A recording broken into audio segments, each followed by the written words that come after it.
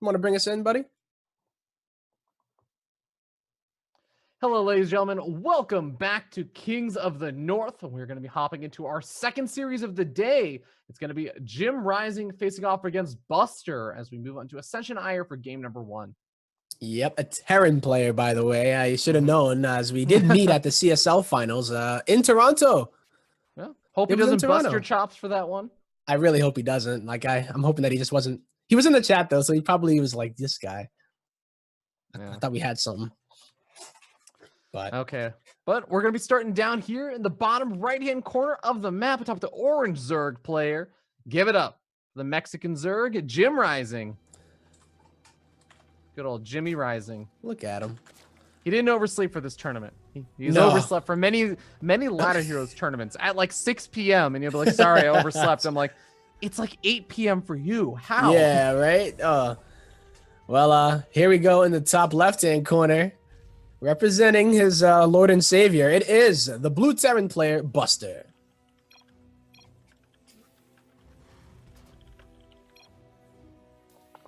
All right. Yeah. Yeah, Jim playing from Mexico, I believe. Is he in Mexico or is he like staying in the US? I believe he's playing in Mexico. He's Okay. actually been casting a lot of Copa America and everything. He's been moving on to that caster hype train, our fellow commentator now, but still plays actually in a few events. He plays in Ladder Heroes. He's been playing in this, and He streams a lot too. Yeah, he's been streaming a ton. He actually still plays at a pretty damn competitive level. Yeah.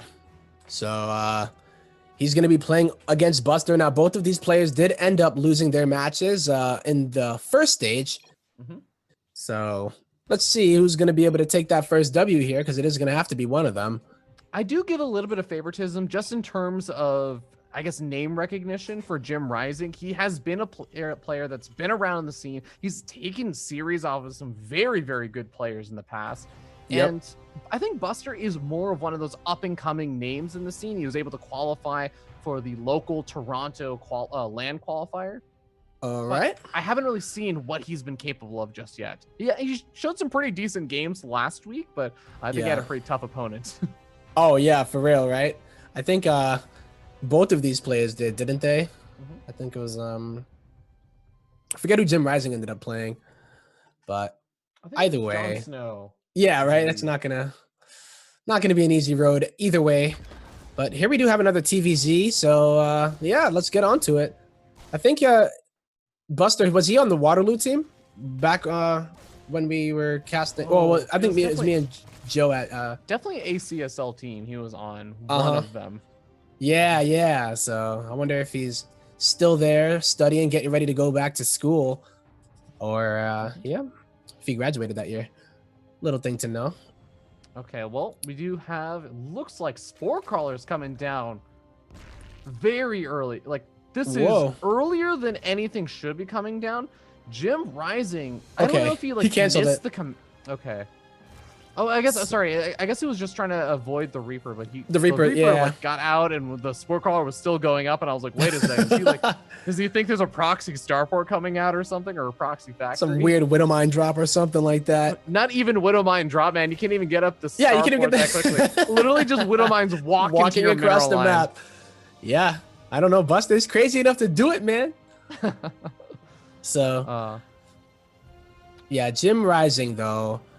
I think he's been using the Hydra Bane style for the most part. I think I've caught a couple of his streams. Like sometimes when I'm heading to bed or something, I'll throw on a JimRising stream.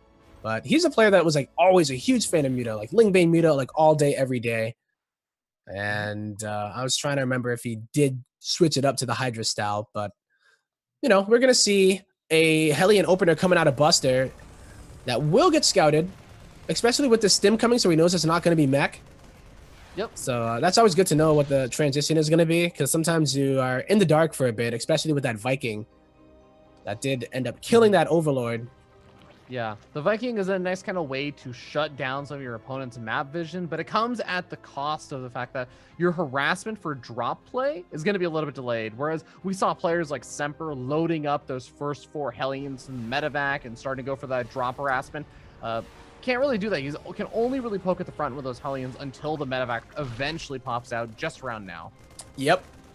And oh, another Overlord gonna get taken out here by this Marine. Buster really on top of getting rid of all of JimRising's vision. And JimRising isn't gonna be going for Overlord speed, so he doesn't have a single Overlord on the map rather, as soon as this Overlord dies. If it, finish your job. Yeah, those Lings in the middle of the map, just because those Hellions actually managed to push those any Lings that would be moving out around the map pretty quickly. Put them on the defensive, but here we go. Drop coming on in. JimRising catches wind of the medevac, though, with a creep spread. Does he notice, though? His Lings are still not moving. He's got a Queen in the main base, but even that's not really getting set up in position. Uh-oh, JimRising, yeah. He's not reacting here. And here, okay, at least the Lings are going to get in position in order to try to defend. Buy time for those Queens to get through.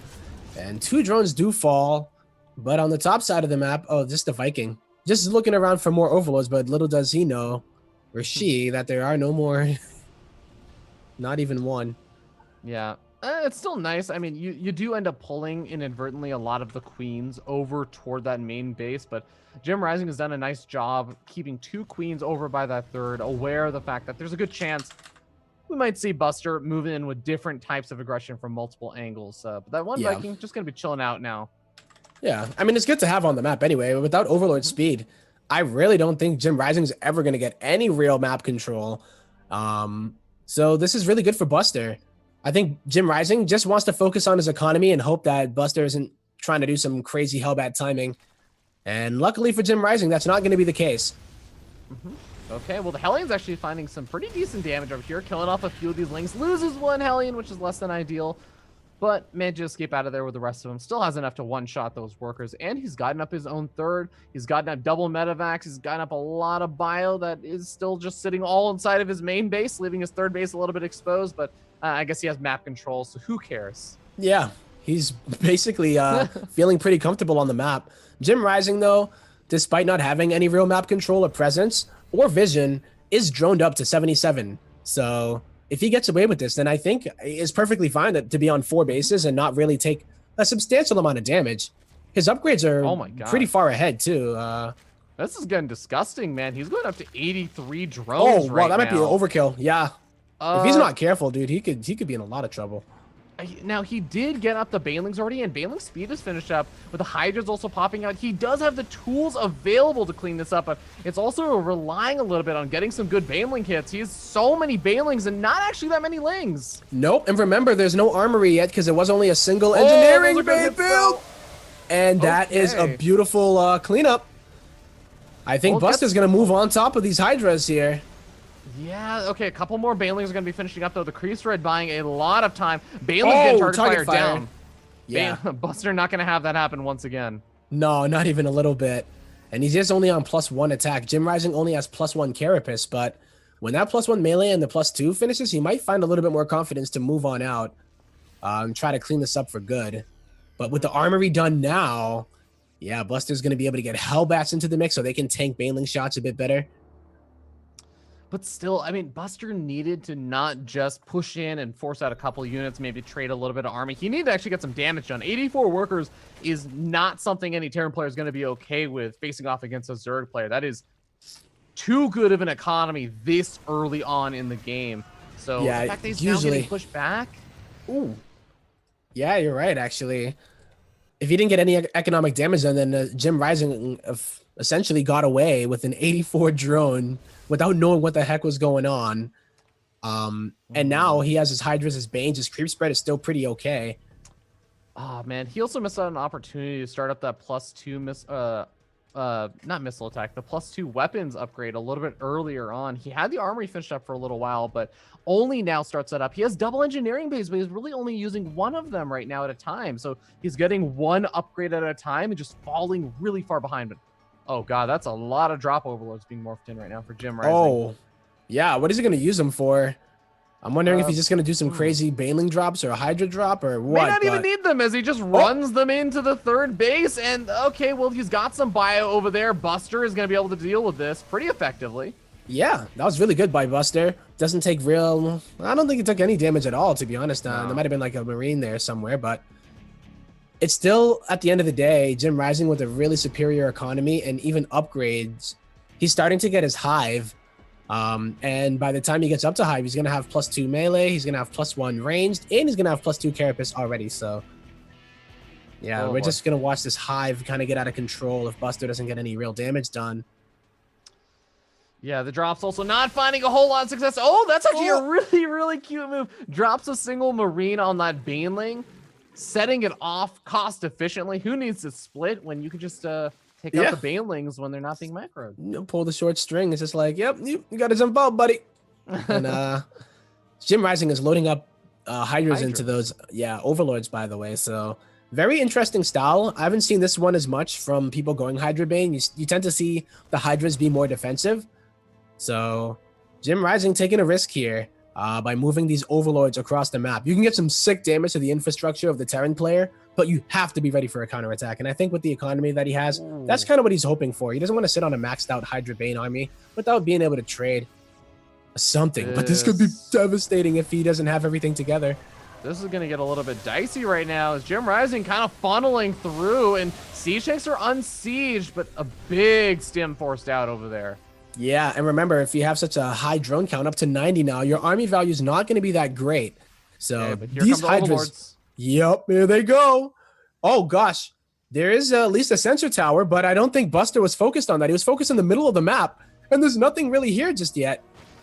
He is crushing the engagement in the middle of the map because a lot of the Hydras and Banelings also went along the south side. The drop in the main base starts unloading and starts dealing some serious damage to the production capabilities of Buster. And Buster is just unsieging his siege tanks and going for it. He's turning this into a base trade. Yep, JimRising has a lot on the bank, but if that production gets a... Oh, Buster's just going to GG straight up. He realizes that it almost was a checkmate move, but I feel like if he got onto the production... of JimRising even, right? Like maybe, but I actually think he could have legitimately won that. He was taking a game as a Terran player into a base trade, which isn't always ideal, but you have to remember a lot of the units for JimRising were Banelings. So as long as Buster got one solid engagement, those Banelings, no matter what, they're gonna die. They're gonna have to die in order to trade. So they don't they don't have renewed value as a long-term value in the game as it goes into a base trade. It was dead even supply, 180 to 180. That was a really preemptive GG. You might have seen it like drop at the last few seconds because he just stopped microing and typed out GG and started surrendering. So and that's when all the crashed in. Supply.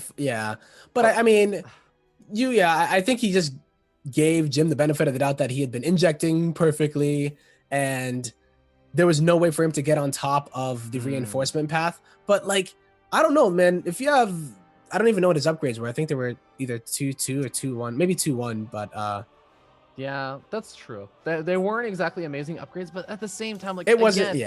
He had siege tanks. He had a decent. It wasn't like he was lacking one particular major piece of his army in terms of the unit composition. He had a lot of the Marines. He had like a good number of siege tanks out. He had some medevacs. It's not exactly 100% ideal, but yeah, I know. It wasn't. We're not saying like he was in a great position. It was just more so of a thing of being scrappy and just doing it up, you know. And remember, in this format, it's not about I need to win the series in order to put some more points on the board for the seeding later on. It's about every single map, every single game that is won matters in allowing you to make it to the playoffs and seeding. A 2-1. If you are the one in that situation, even if you end up losing the series, is actually still better than a 2-0. Exactly. Yeah. So that's going to be game one going to JimRising, who did have a really nice bank. His macro in that last game was like, I don't know, who was that? It was like ret levels of droning, right? Like that was pretty Nest T levels of droning, you know. Drone so hard, Huck's turn out, mind you. This time it was Buster, but I mean, JimRising didn't let that happen. And a really cool move with the Hydras. I like that. It's almost like the Doom drop in TVT. Once you get on the production, you just feel kind of helpless as a Terran player. So. Okay, well, we hop into game number 2, I believe, as we hop into Abyssal Reef. Should be an interesting one. And you know, this is the second Zerg versus Terran in a row. So I am curious, are we going to see Buster maybe try and bust out some of that mech play that we saw Hey. from Semper, that I've seen from a lot of the European Terran players like Thermal as well? Or is Yeah, he just Abyssal going to Reef try is and a good stick? one Yeah, is he going to stick for it. true to what he's just been going for already?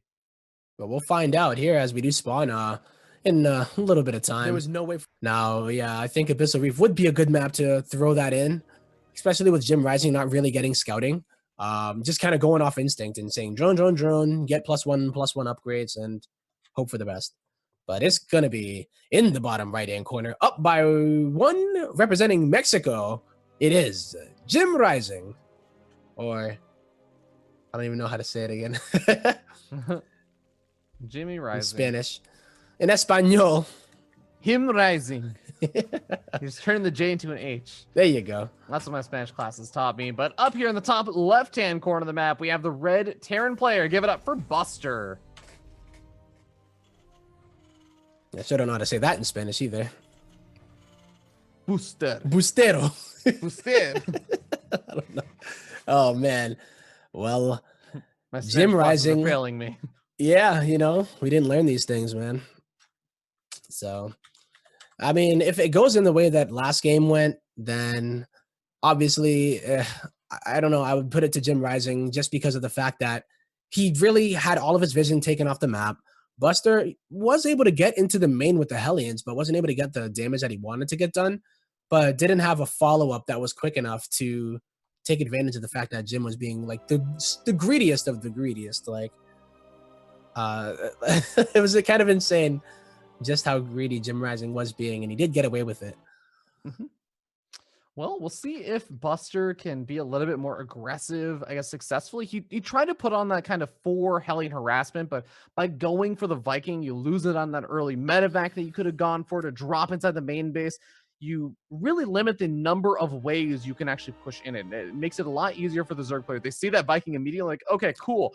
I don't have to worry about leaving my queens in my main base. I put them at the front, start spreading creep, and I don't have to push back medevac drops. I don't have to worry about widow mines and make spore crawl. I can just focus on making lots of drones and pushing back your Hellions at the front, and then I'll be good. Yep. That's kind of what we ended up seeing happen. So JimRising was able to run away with that, as well as just the fact that I feel as though the first two medevacs were out for Buster. Yeah. But they didn't move out for a really long time. He didn't try and put any pressure on with them, which maybe is a stylistic thing. But if JimRising's gonna get a greedy, you gotta do something. Oh, 100%. You just can't let any Zerg really do that.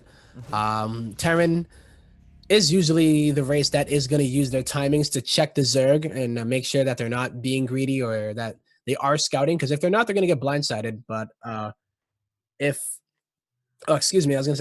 you don't hit that kind of punish move, then the Zerg player gets out of control. The time passes where the drones are going to be able to at least fuel the army that they need in order to crush whatever push that you're going to be doing, before they were vulnerable. So, or after they were vulnerable, sorry. Okay, Yeah. so we got a tech lab coming down next to that starport. So we might actually see a Banshee follow-up this game. We'll see if that actually sticks around, if it's just going to go for slightly faster stim upgrade, as that tech lab is going to be finishing up. See if the barracks end up swapping out for this, but first two Hellions are out, and there is going to be the swap-off. All right. So we're either going to be seeing a Raven or a Banshee come out here. And with that 200 being right on time, I'm wondering if it is indeed going to be a Raven, but he could make the Banshee and then get the cloak afterwards. And yep, just goes right for it. Okay. Yeah, I forgot the cloak is super cheap now. It's been like that for a long time. Yeah, man. If only. Blink DTs. Yeah. I don't know, man. I think they're going to reduce it at some point, right? They have to. I believe, man. You know what? I just want a reduction in the amount of time it takes to research. That's all I want, man. Then you'll start seeing me coming in with a 1 base 5 DT blink on top of your command center and snipe alpha. Oh, Reaper actually gonna get picked off over here. Yep. He's focusing on the Hellions running in, but the Hellions also getting pushed back by the Lings and the Queen. Yeah, not going to get any damage done. JimRising defends on 2 fronts pretty easily there. The Reaper. Oh, wow. He's doing that spore crawler thing again that you were talking about. Yeah. But he might even let it finish this time, though. Yeah, these are actually, I think, going to make a little bit more sense because he didn't see that earlier Viking coming out, and he saw the tech lab on top of the starport. So he did get a scout. Yeah, he got a scout out a little bit later on, and he is going to be able to get up those. Yeah, he lets the spore crawlers finish up, ready to deal with those banshees. All right. Well, JimRising is going to just deal with this with spore crawlers and queens, not opting to drop down a roach warren. I think he's waiting. By only being on one evo chamber, he doesn't have to commit to any attack upgrade just yet. So he's going to use the rest of the gas to get up to lair. Perhaps even wait a little bit of time until he confirms that if it's going to be mech or bio. I don't know. Was he able to see that the research was happening on stim? He did. So he should know that it's bio.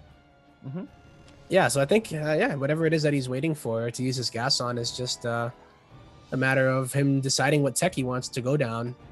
So it's going to be Banelings. Probably going to drop that Hydra Den again. Unless he decides to switch it up.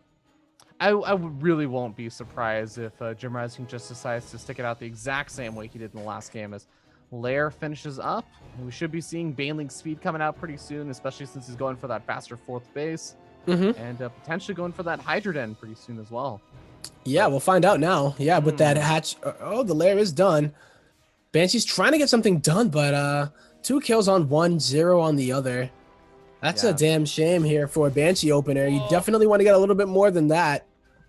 Yeah, he keeps him alive so he can go back in a little bit later on, but the spore crawls are already done. I would actually say one of the biggest things that the Banshees sometimes end up doing, though, is that Zerg players will be like, cool, I made my spore crawlers, I'm good to go. My Overseer will hang out with my army. And then the Banshees come up like 4 minutes later, and you forgot that you didn't make spores at your 4th and your 5th base, and they start dealing damage. You're like, oh, god damn it. Someone like Masa would be a perfect example of who does right that. Up his alley. You know?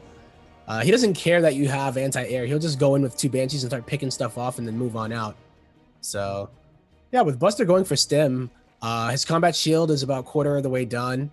And he's getting 1-1 at the same time, so it's not going to be the single eBay style. He gets his Hellions caught.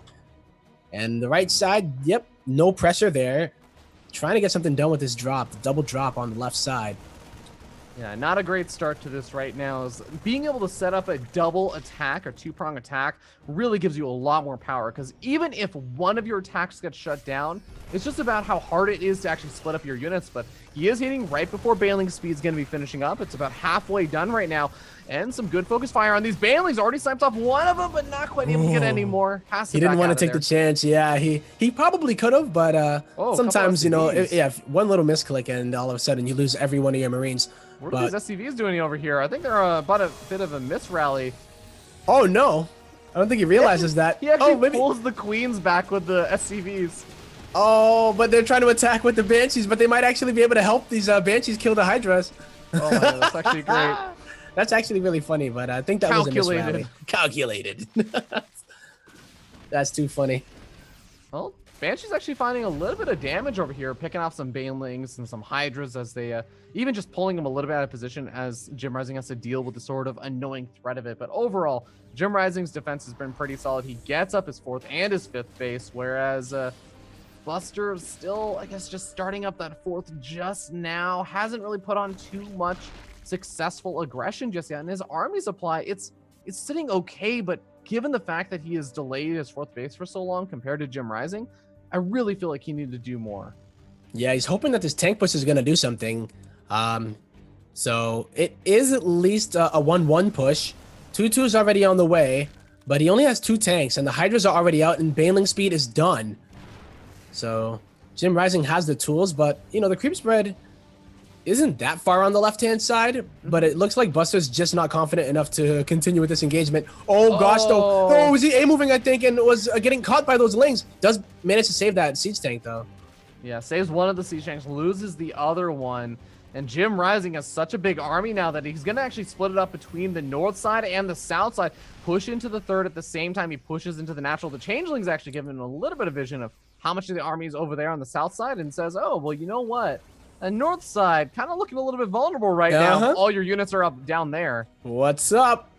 3 supply depots. This might actually supply block Buster, but only one of them goes down. JimRising is inside of the natural right now. Okay, he's got to Buster come in with moves the rest of in. his army. Yep, he absolutely does. That is a choke point that they're going to try to go down. But can he get that orbital? Okay, well, he's going to get the orbital, but he trades it out for all these Hydras. He's got to do some more damage over here to the army of Buster at the third, and he does trade out for a lot of SCVs, sure, but Well, this got a little bit weird because the JimRising, supply block. Okay. He did supply block Buster quite a bit. If Buster moves out, though, do you think he can get something done? He just killed a lot of the army. Yeah, I think with enough time, if he had his enough larva, he should be able to get enough out. He's been spending all of his money, yeah. and it was a really nice move out of JimRising that ended up supply blocking Buster. So he can't even make any more units here to reinforce. Okay. But yeah, I wonder if he did just push across the map, would he have had enough? His 2-2 would have been done.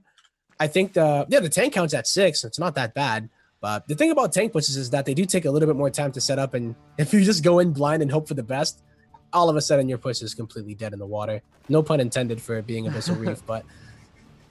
Well, Buster is not going to find a whole lot of success with his drop. In fact, the Banelings clear it out. 2 Marines survive in a single medevac, but that was kind of Buster's Hail Mary play to do something after having lost his natural orbital command. He had to float over his main base over to that natural so he could just continue mining gas, but, well, JimRising just kind of has the entire map to work with right now. Just the map vision really does tell the tale on how little Buster really sees and how much JimRising sees.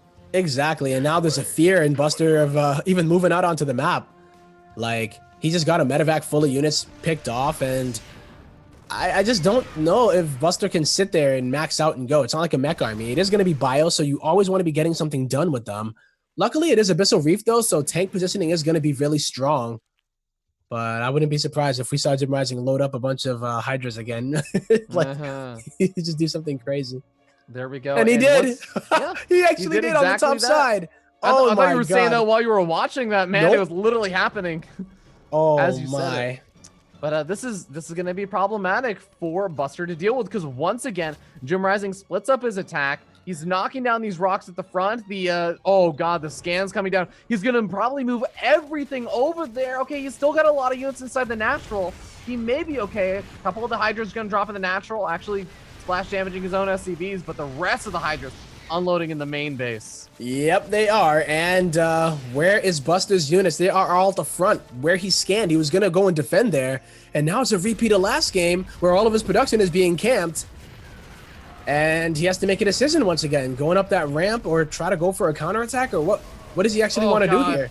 He's trying to go up the ramp with the Marines, and they are soaking up some of the Hydra attacks while the Siege Tanks whittle away at them, but the Hydra concave is pretty good, so the trades really not all that bad for JimRising. It's not amazing, but like they're still pretty damn good. Yeah, and Buster even has a few of his units on the other side, cleaning up some creep, is able to get a decent position, but the creep spread is, even though he kind of dented it a bit or it's pushed it back, it's just kind of too much for him to just go into it. He can't just go for it and stim and hope for the best either. I honestly believe that JimRising, with the larva that he has and the bank that he already has Hive, is in just this dominating position, and Buster's playing scared now. He's in a weird spot where he needs to do something but is too afraid to actually get it done. But at least he's going for a drop. Nope, shut down once again, and that has to be disheartening. It really is, but he does know at least if there are some units over there. Maybe there aren't any at the front, but nope. We got Fungal Girls coming down. Ultralists now out, and these Ultras are about to finish up. KOtN is plating +3 armor as well as +3 melee. This is the dream scenario for JimRising to try and crush this army. It really, and it's a nightmare scenario for Buster because he's what? I'm just finally getting a foot back into this game, or at least thinking I am. 2 Liberators coming out for Buster. He's got a lot of Siege Tanks out, which can be okay in really, really large numbers, but it actually needs these Ultras to be funneling through a choke like this the entire engagement, which is not going to happen. Not at all. Even the Siege Tanks are in the front. They're on the ramp, at least kind of like a force field. Oh, he got the Banes off on those Marines at the end. GG gets called. GG. And JimRising takes with the 2-0 victory. My golly gee. Wow, JimRising played like really well that game, that series, I must say. Yeah, I would actually say finding the right opportunities versus his opponent to play a little bit on the greedier side and just drone, find all the kind of advantages while being able to defend with a kind of minimal number of units and being able to identify what his opponent's up to. There's a lot of scouting information and a lot of just good game sense from JimRising that game that allowed him to get so far ahead. Seriously, and like by the end of that game, he had everything that he wanted there. 3-3 finishing with that attack. Adrenal glands were done too. Chitinous plating.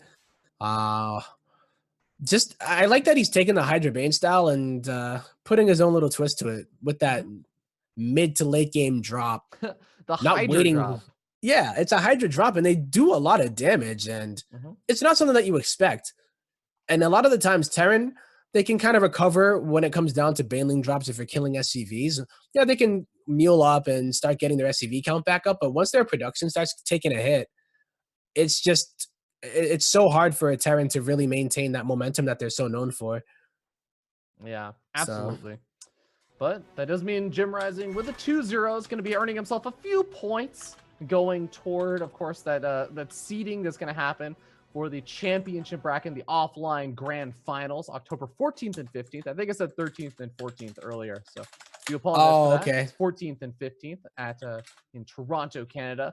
But of course, ladies and gentlemen, before we hop to our short little break, I want to remind you guys that during the break, I highly encourage you all to go to the Chairs for Gaming website, check them out, see if there's any DX Racer chairs that you would like Tempo and I, who we both sit in chairs pretty much all day because we're nerds and we like playing and watching StarCraft a lot. So take no shame.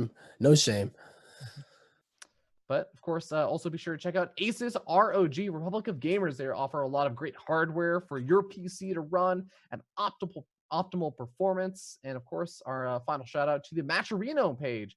Type or click on that link in the chat that has been popped around a few times. It's for the Matcherino page. Use the promo code KOTN4 and you'll be able to contribute $1 to the prize pool without adding any money of your own. But we've already had some awesome people contributing to the prize pool, adding a little bit of their own money. Would love to even see a couple more people do that, as there are some really cool things that you can also buy. It's basically just buying like hats, mouse pads, posters, all these kinds of other things while contributing to the prize pool and just production for Kings of the North. Oh yeah, that is pretty sick. Signed posters and the mouse pad you're talking about and the hat. Yeah, you know, I need to add another hat to my collection, you know? The Hat Master. Okay, but we'll see you guys in just a little bit with our potentially highlight series of the night. It's going to be Neeb facing off versus Jon Snow, I believe. Is that correct? Nice. Yeah, ZVP. So we had a lot of Zergs today, and it's always nice, you know, because, yeah, you know, Zerg's such a beautiful race. It's just like, oh, you know, Creep is just so sexy, and like everything about it. No Zerg bias over here, by the way, but yeah, we got two wonderful players from North America going to be going against each other. One of the most solid Protoss players, not even just in the foreign scene, but just overall in general. When you think about solid when it comes down to Neeb. And then Jon Snow, the guy who's just like, you call him the low drone king, but I think he's been like taking that to heart and starting to make a lot more drones lately. Yeah, I think that's a really cool thing is that Jon Snow is definitely diversified over the past, like, I wouldn't even say a couple of like years or anything like that. It's more like 5 to 6 months. It's really at the beginning of the year when he started going into kind of money snow mode, as I think some other North American players would say, you know, money snow. When he faced off at Cheesadelphia, another local North American LAN event in Cheesadelphia 4, ended up beating up Masa and Suppy and all these other really, really strong players. And ever since then, I think is when he really just started turning it on, diversifying his play, getting a really solid macro game, and becoming very, very consistent name at the top of North American StarCraft. Indeed. So yeah, we will be back with that one, right? It'll Yep, we'll be back in just a little bit as we take a short little break, and we'll see you guys soon with more StarCraft action.